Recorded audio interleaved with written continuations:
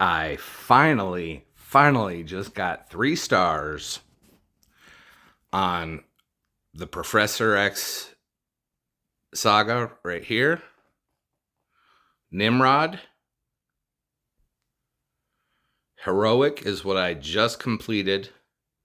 To even get Extreme to open, you had to get 3 stars on all these. So I just finally got my 3rd star here.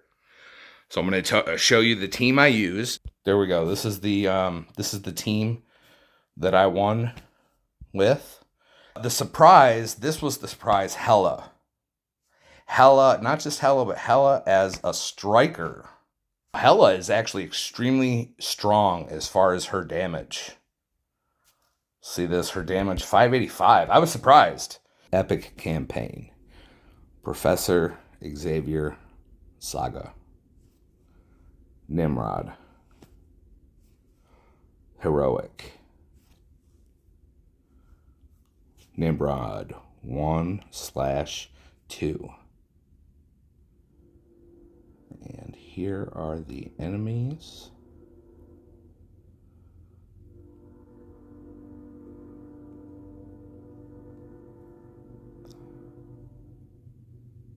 Again, these are the positions. In this case, Rocket has the absolute most hit points. And since I'm not using a protector, normally I put my protectors over here on the right to draw all the attacks over here in the corner. I don't have a protector, so I put my highest hit point person right here in the middle, because they're going to be getting that hit the most often with area damage, because Rocket's adjacent to everybody. And then continuing on with that, highest hit points, we got Hela, then we got Doctor Strange there, Heartless, and then Apocalypse and Silver Surfer. So, all right, I think everything's good to go. Let's do this. Her arms look weird. She looks like she's got baby arms. I've been dying to say that to anybody who sees this screen. All right. You can read that on your own time. We're here for action. Now, for the love of God, I have no idea if this is going to work. This is my first recording. Again, I just completed this game, this level, 20 minutes ago. You see I'm getting beat up pretty good. And it started with Green Goblin. Maybe I should have slowed it down, huh? Green Goblin, he starts off, he hits everybody with some damage and applies a few negative effects. And then we had the 2 Ghost Riders. They came in, kind of did the same thing. All right, so Apocalypse is starting off. And because he's a healer, when he uses his ultimate ability, or his basic ability, that will actually reduce some of these vulnerables that you're seeing. Look at that. They got a lot of vulnerables right off the bat, which you might not think about, but that's how deep I had to get into these details to figure this out. We got a bunch of vulnerables on us that we don't want. All right, so I'm going to show you the exact order I go through, and I'm going to try to explain why I'm using which one at what point, and also, how, what the enemies are going to do that I have to kind of anticipate and prevent from happening. All right, here we go. So, Apocalypse is a support character, and I have him set as a healer in this instance. So I'm going to go ahead and do this.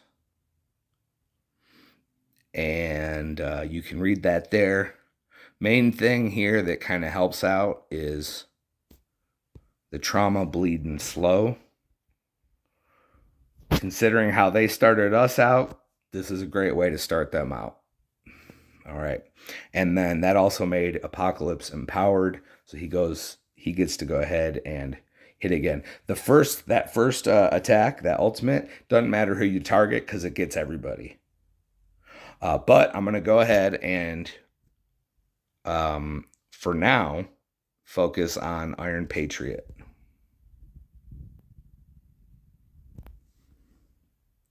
All right, cool. And you see, I got him down pretty low.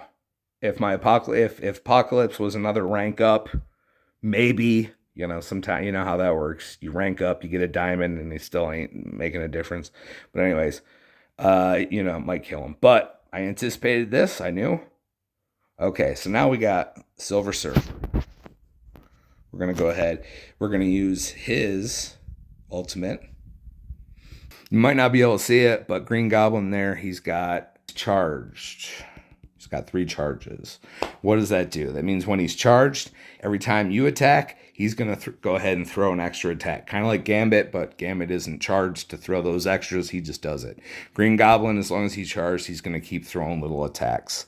That might not be the end of the world, but I'm trying to avoid every bit of damage. This will clear the charged.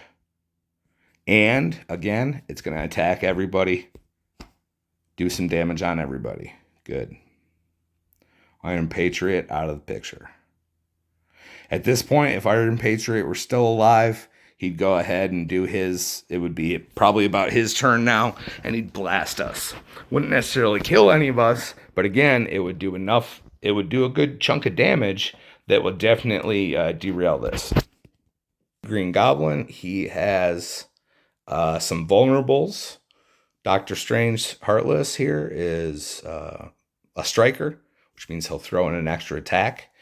This one does more damage to just one enemy, the primary target. Right now, we're focused on clearing everybody out, so we need as much damage to everybody as possible. This right here is what we want. So it's going to do this. Boom. Get rid of some positive effects if they're there. Rocket. His basic attack will hit primary and adjacent targets, where his special attack only does heavy damage to primary. We want to clear everybody out, especially you see that Ghost Rider back there and these other 3 guys. Got all of them out of there. All right, here we go. This is beautiful. So now, I did not test this Black Blade. I wanted maximum damage on Man-Thing here, because if he's able to do his next ability, it applies slow to everybody or some of them, and that really derails this thing. So let's go ahead and do this. Maximum damage. Bam. Now, look at where I'm at right now.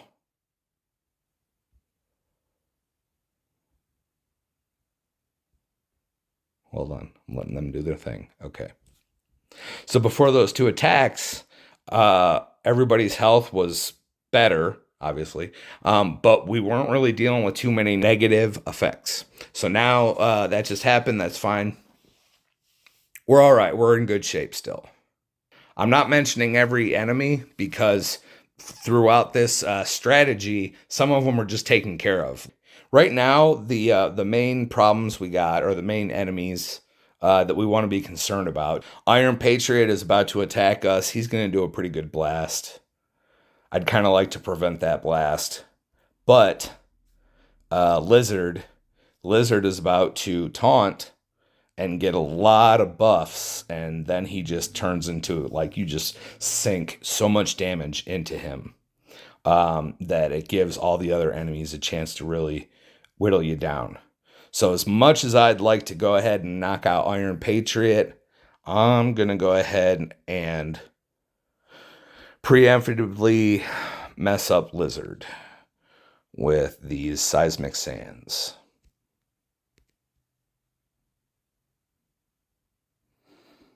Okay, it didn't do as many debuffs as like when I won before, but you see, it at least reduced his attack by 50%. So that's cool. That was good. Now you see, all of a sudden we got a whole lot of people. Okay, so again, I'm going to use this so that I can take advantage of flipping the positive effects. That's great. But really, again, we're just focused on clearing out as many people as possible all at once. Let's first do this. Let's do this area damage. Okay, no biggie. Okay, we got an extra hit in there. Nice. Craven, he does a nice little hit. All right. So now we're going to do this Sentinel of the Spaceways, this special. And this really is not going to affect Lizard a whole lot. It's really to do damage to everybody else around. See, kind of. It did do damage to Lizard, but that wasn't the main. Sometimes it doesn't do a whole lot of damage to Lizard because he's so buffed up. But like I said, we have to attack anyways. He's taunted. So which attack do we use? Well, we use the one that gets the most people. All right, this is a nice hit. This is a nice hit. Rocket finally gets to do some nice damage to everybody. Look at that. That was nice. See, Lizard's still in there. Now he's healing. Being a pain in our ass. Okay. Now, this one, Hella. Again, we want to hit everybody. And I see, who is that back there? Ironheart, who I haven't even mentioned, because she's been one of those kind of, non-problematic characters. She's going to go away in a second. Look at that, down to 3. I better plug this in. All right, from here, I'm doing a lot better than I anticipated, I got to be honest. From here, I only got a couple options. Obviously, let's get rid of Ultron. He is just trouble waiting to happen.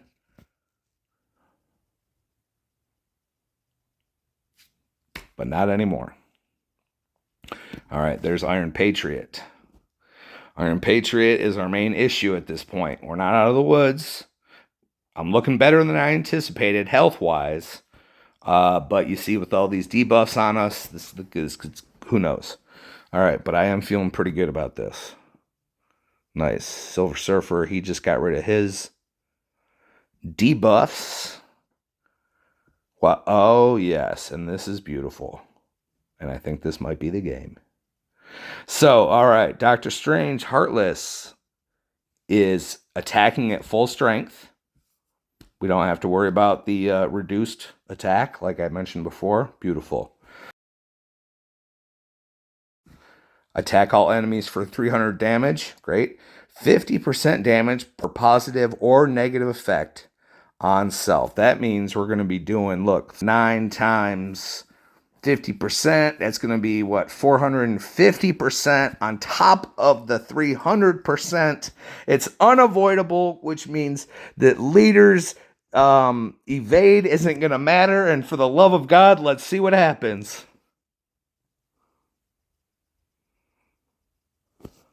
He's still evading.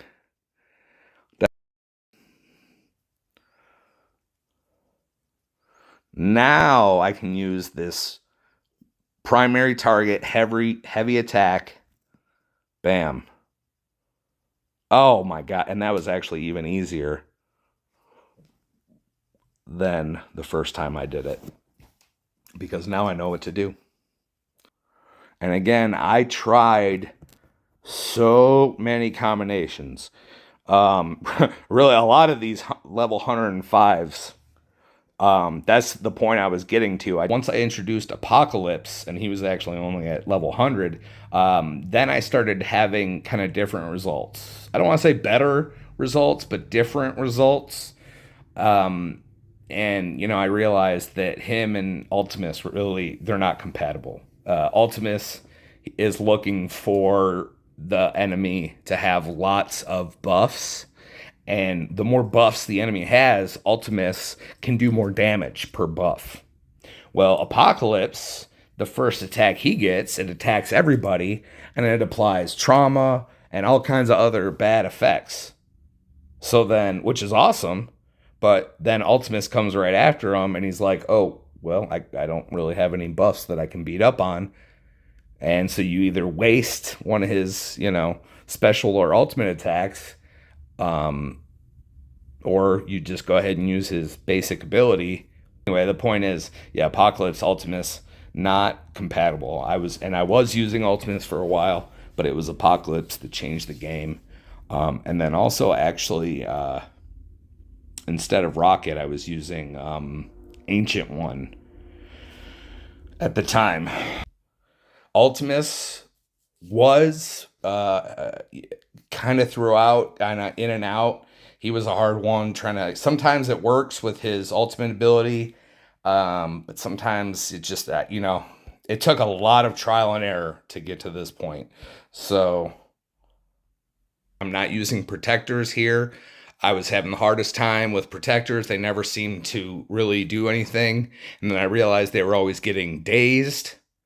And then I realized, well, one of the enemies is dazing protectors. So that takes protectors out of the game. There's just so many characters that are applying negative effects that it's just insane. It's hard to keep up with that. It's hard to protect against it because there's trauma right off the bat.